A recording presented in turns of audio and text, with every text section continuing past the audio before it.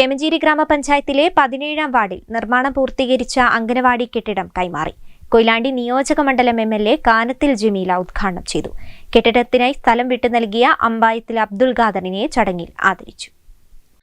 ചേമഞ്ചേരി പഞ്ചായത്തിന്റെ വികസന ഫണ്ടിൽ നിന്നും അനുവദിച്ച 35 ലക്ഷം രൂപ വിനിയോഗിച്ചാണ് അംഗനവാടി കെട്ടിടത്തിന്റെ നിർമ്മാണം പൂർത്തീകരിച്ചത്.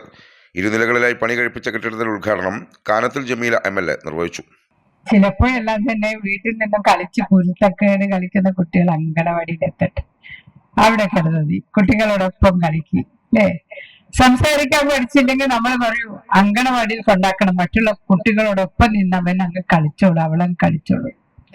ചിലപ്പോ ഭക്ഷണം കഴിച്ചില്ലേ നമ്മൾ പറയും കുട്ടികളോടൊപ്പം നിന്ന് ഭക്ഷണം കഴിക്കും. അതിനാൽ ഇതെല്ലാം തന്നെയാണ് അങ്കണവാടി. അങ്കണവാടി എന്ന് പറഞ്ഞാൽ കുട്ടികൾക്ക് മാത്രമുള്ളതല്ല, ഗർഭസ്ഥ ശിശു, ആ ശിശു മുതൽ ഇങ്ങോട്ട് കൗമാരക്കാരായിട്ടുള്ള ആളുകൾക്ക് വരെയുള്ളതാണ്. കെട്ടിടത്തിനാവശ്യമായ സ്ഥലം വിട്ടു നൽകിയ കമ്പായത്തിൽ അബ്ദുൽ ഖാദറിനെ ചടങ്ങിൽ ആദരിച്ചു. ഗ്രാമപഞ്ചായത്ത് പ്രസിഡന്റ് സദി കിഴക്കയിൽ അധ്യക്ഷയായി. Panthalayan block panchayat president P Baburaj, ഗ്രാമപഞ്ചായത്ത് സെക്രട്ടറി ടി അനിൽകുമാർ എന്നിവർ ഉപഹാര സമർപ്പണം നടത്തി. ഗ്രാമപഞ്ചായത്ത് വൈസ് പ്രസിഡന്റ് ഷീല എം, ജില്ലാ പഞ്ചായത്ത് മെമ്പർമാരായ MP ശിവാനന്ദൻ, സിന്ധു സുരേഷ് എന്നിവർ സംസാരിച്ചു. News bureau, Koyilandy.